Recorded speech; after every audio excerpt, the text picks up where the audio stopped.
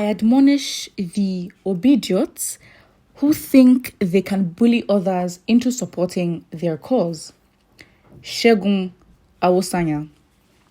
Popular human rights activist and business consultant Segun Awosanya has taken to his Twitter page to give his view on Obi supporters as regards their various forms and ways they are showing support for Peter Obi, Labour Party presidential candidate. Segun Awosanya refers to those that support Peter Obi, healthily obedient,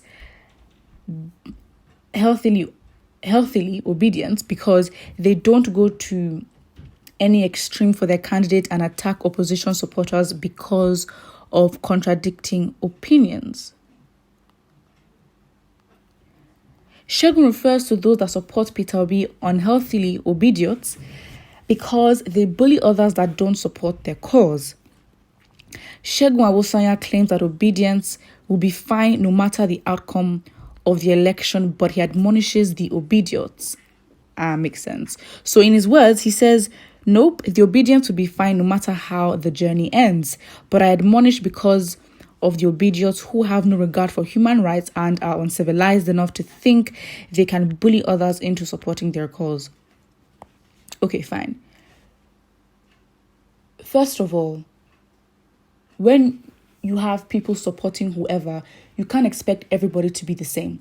There are people that can be extreme in whatever ideology, in whatever concept or whatever trend or whatever move. You will have people that support differently. There's some people who support, you can say, with reason, who can be objective. And you can have loyal, die-hard fans who can also be reasonable and objective. And you can also have some groups of people that do not care,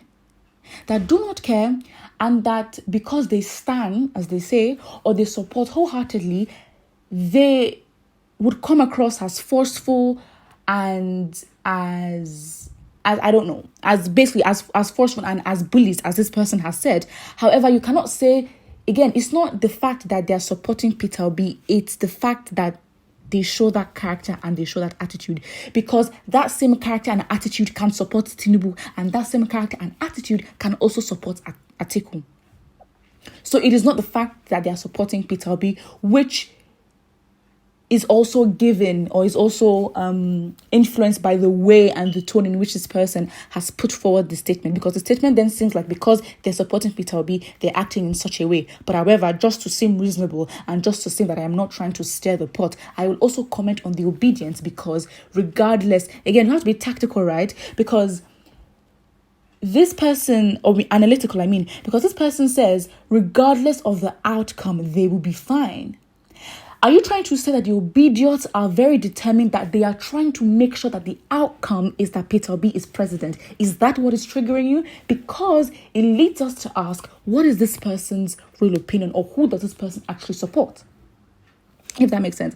I think, again, everybody needs to be careful as to how they interpret information, and be careful as to how they also give information, because, again, a lot of things can be read from the way you word your sentence.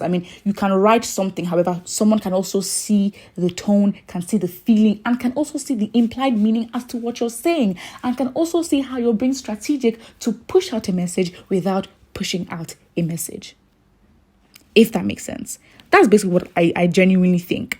But again, having obedience and obedience, again, everybody needs to be careful, and we cannot underestimate the influence people's opinions have, especially people that you find close to you. So it's not just even on Twitter, it's people that are around you. What do they think? What informs their decision at the end of the day? At the end of the day, this conversation will become very unproductive.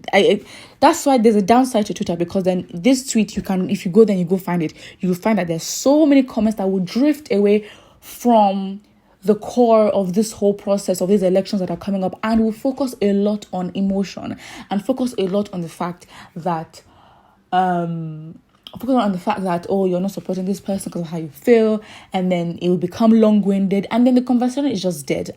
However, it still fuels the conversation on social media as to what presidential candidate gets the most support or whatever. And I'm not trying to support people that are unreasonable on the internet, or those that bully others into their opinion. However, I think one thing we need, that's what I'm saying, look at the person that we're trying to get into power, not the people supporting. Yes, the people supporting, of course, hold a lot of weight. And without Peter Obi's supporters, Peter Obi will not be where he is. Let's just be honest.